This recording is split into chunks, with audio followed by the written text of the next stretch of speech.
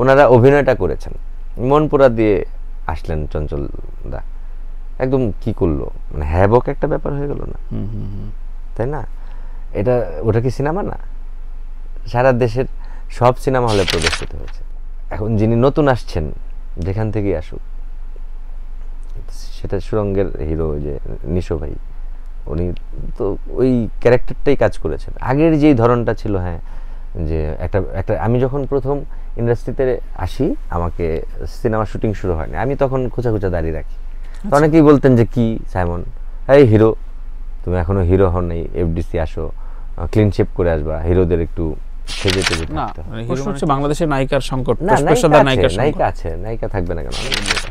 সেটার জন্য তো অ্যাপ্রিশিয়েট করা উচিত। এটা একটা বিশাল অপরচুনিটি।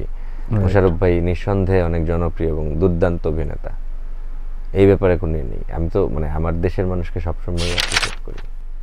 ফেরদৌস ভাই অনেক গোছানো মানুষ, আমি বিশ্বাস করি মানে যেখানেই সুযোগ থাকবে তিনি চলচ্চিত্র এবং আমাদের সংস্কৃতি নিয়ে কাজ করবেন, কথা বলবেন। সেটাই একসময় মানে কথা বললেই কাজটা হয়ে যাবে, মানে বলতে তো হবে এবং উনি বলবেন।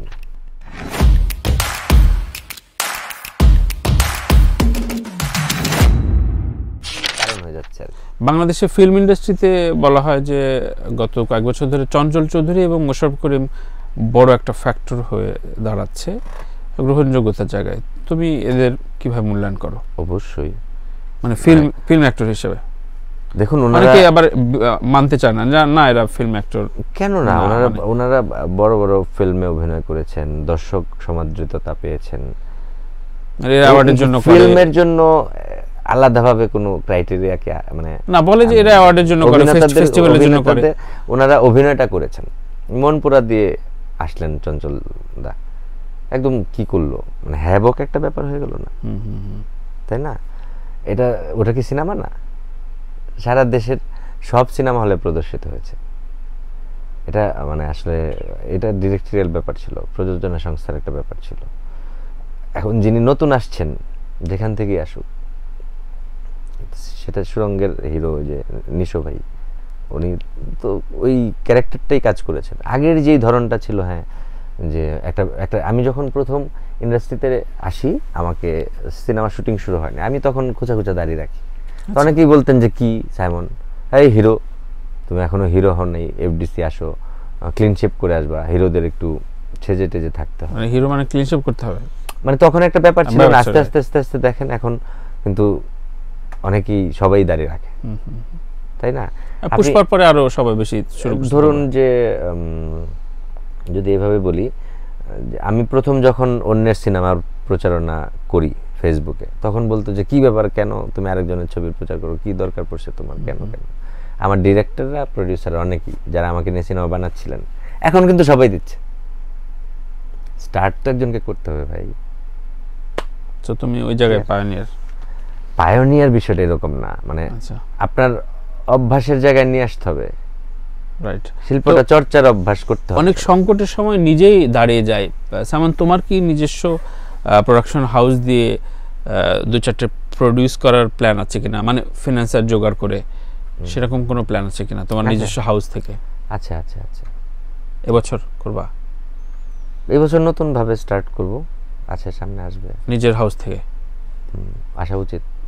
আমার মতো ভিতরে আমি কম্পোজিশন করি। আচ্ছা, আমার সিভিটা তোমার হাউসে পাঠাই দেবো, ঠিক আছে? প্লিজ একটু দেখবেন ভাইয়া, ফোন দেন, যোগাযোগ রেখুন, যোগাযোগ রেখুন, হ্যাঁ যোগাযোগ রাখুন প্লিজ, যোগাযোগ রাখবো প্লিজ প্রডিউসার সাহেব। সো এবার একটু নায়িকার বিষয়ে আসি। নায়িকার বিষয়ে খুব কমন কথা শুনি যে বাংলাদেশে আসলে পেশাদার নায়িকা নাই।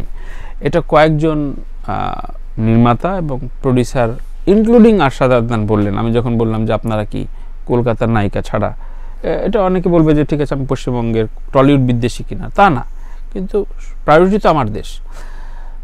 ধরো রিসেন্ট মাহিকে কোনো একটা কারণে হয়তো মাহি বাদ গেল, কিন্তু সাথে সাথেই ড্রপ আপ হলো কলকাতার আর্টিস্ট কৌশানী।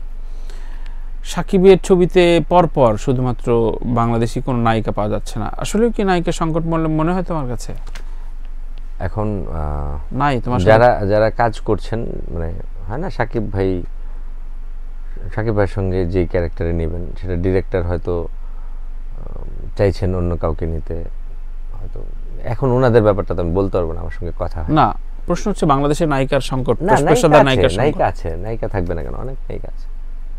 কলকাতার অনেক আর্টিস্ট, প্রডিউসার, পরিচালক এখন বাংলাদেশমুখী, এটাকে কোন দৃষ্টিতে কিভাবে দেখছো তুমি?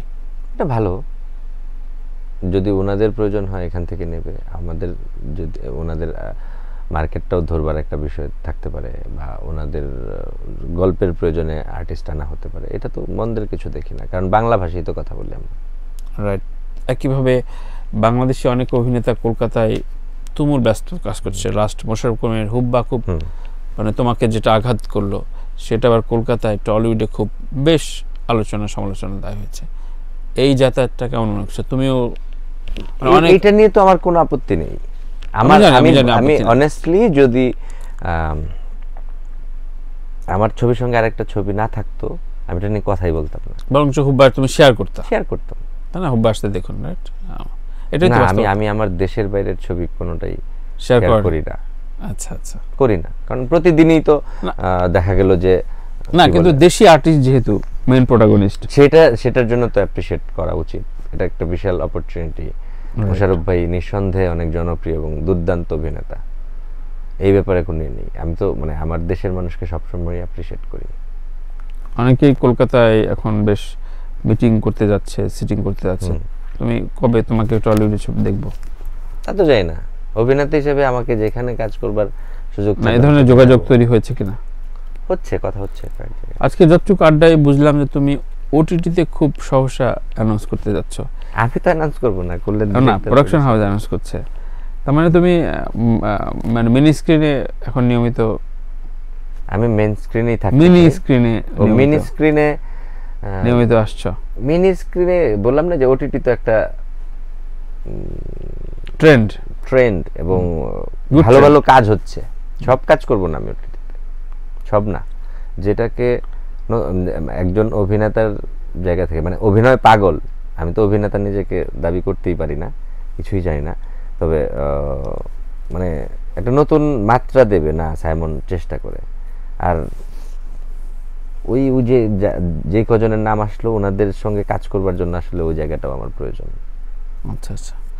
প্রতিদিন আমাদের যে সংকটটা তৈরি হচ্ছে যে ওই তুমি যে কারণে কথা বলতে চাও না, যে ভুল হেডলাইন দিয়ে দেয়, ভুল ভুল হেডলাইনের বিষয় না। না আমি লেট মি ফিনিশ। হয় না, আমি কোনো কন্ট্রোভার্সিতে যেতে কন্ট্রোভার্সি ওইটাই, মানে ধরো অনেকেই প্রতিদিন ট্রেন্ডি টপিকে কন্টেন্ট তৈরি করছে, আমাদের নির্মাতা মালিক আফসারি ভাই থেকে শুরু করে অনেকেই। তো এইগুলো আমাদের চলচ্চিত্রে কেউ কেউ বলছে এগুলো চলচ্চিত্রের জন্য খুব সহায়ক, কারণ চলচ্চিত্রটাকে আলোচনায় জিয়ে রাখে। আর কেউ কেউ বলছে কন্ট্রোভার্সি তৈরি করে। তোমার কাছে কোনটা মনে হয়? ভাবি নাই আসলে, ভাবনি। আমি সুন্দর জিনিস দেখতে পছন্দ করি, আর সোশ্যাল মিডিয়াটা একটা ভালো লাগার জিনিস দেওয়ার বিষয়টা আমাকে টানে বেশি, তো ওইটা নিয়ে ভাবিনি আসলে। তুমি নিজেও তো এখন সোশ্যাল মিডিয়া বেশ অ্যাক্টিভ। হ্যাঁ, আমার যেটা ভালো লাগে আমি ফেসবুকে সেটা দিই, এটা স্মৃতি, এটা থেকে যায়। ধরেন 1 বছর পরে আজকের দিনে যদি আমি বাঁচি, আল্লাহ যদি বাঁচায়, যদি আজকে আমি কোনো ছবি ছেড়ে থাকি, ওটা মেমোরিতে আসবে, আমি দেখবো 1 বছর চলে গেল। দেই না, সময় দ্রুত চলে যায়। রাইট। তোমার এখন যেহেতু শিল্পী সমিতির মেয়াদ শেষ হয়ে গেল, তোমার কাছে কি মনে হয় আন্তঃসম্পর্কের জায়গায় কতটুকু উন্নত হয়েছে? কিসের? তোমাদের নিজস্ব সম্পর্কের জায়গায়, এই যে সিনিয়র জুনিয়র, এই যে 2 গ্রুপ 3 গ্রুপ, না এটা তো এটা খুবই কেমন উন্নত হয়েছে? না, অনুন্নত জায়গাতেই আছে। ওইরকম একটা যোগাযোগটা কম সবার সঙ্গে সবার, এটা আসলে বাড়ানো উচিত। আমার মনে হয় যে এটা প্রথমে দরকার। আচ্ছা, এটা এটা এটা এটা খুব হতাশার এবং কষ্টের, আমরা সবাইকে নিয়ে বলে ফেলি, যেটা উচিত না প্রথমত আমার মনে হয়। আর গেট টুগেদার আলোচনা হওয়াটা জরুরি সবার সাথে সবার। সেই জায়গায় মানে সিনিয়রদেরই আসা উচিত। এখানে সবার সঙ্গে যখন কথা হবে, শাসন করবার জায়গা থাকবে, শ্রদ্ধার জায়গা বেড়ে যাবে, তারপর বন্ধুত্বের জায়গা আরো বেশি সমৃদ্ধ হবে। এই ব্যাপার নিয়ে সবার আগে কাজ করা উচিত। ডেফিনেটলি, খুব চমৎকার বলল। ধরা যাক আলমগীর ভাই তোমাকে বলল তোকে ইলেকশন করতে হবে, কিভাবে না করবা? আলমগীর স্যার নিশ্চয়ই আমাকে এটা বলবেন না এখন। বললো তখন কিভাবে তখন ওনার নিশ্চয়ই যদি আমাকে উনি বলেন যে তুই নির্বাচন কর বা তুমি নির্বাচন করো, স্যার জেনে শুনেই বলবেন, এবং তার সঙ্গে আমি নিশ্চয়ই বলবো স্যার কেন আমি করব, একটু যদি বলতেন। ডেফিনেটলি আমি ওনাদের অনেক রেসপেক্ট করি এবং উনিও আমাকে খুব স্নেহ করেন। ওটা হবে না যেহেতু আমি ভাবনার হবে না, তো দ্রুত কেন বলে ফেললা? সম্ভাবনা দেখছি না তো আমি, মানে ওনারও এগুলা নিয়ে আগ্রহ নাই। আচ্ছা, একটা লাস্ট প্রশ্ন রেখে শেষ বিরতিতে যাও, আমরা অল্প কিছুজন থাকবো। ফেরদৌস ভাইয়ের এমপি হিসেবে নির্বাচিত হওয়া, তার প্রতি চলচ্চিত্রের একটা স্বাভাবিক দাবি, তিনি যেই পোস্টেই যান না কেন, যেই উপকমিটিতেই থাকুক না কেন, চলচ্চিত্রের প্রতি তোমার তার ডেডিকেশন বা কর্তব্য কি বলে মনে করো, বা চাওয়াটা কি তোমার? ফেরদৌস ভাই অনেক গোছানো মানুষ, আমি বিশ্বাস করি মানে যেখানেই সুযোগ থাকবে তিনি চলচ্চিত্র এবং আমাদের সংস্কৃতি নিয়ে কাজ করবেন, কথা বলবেন।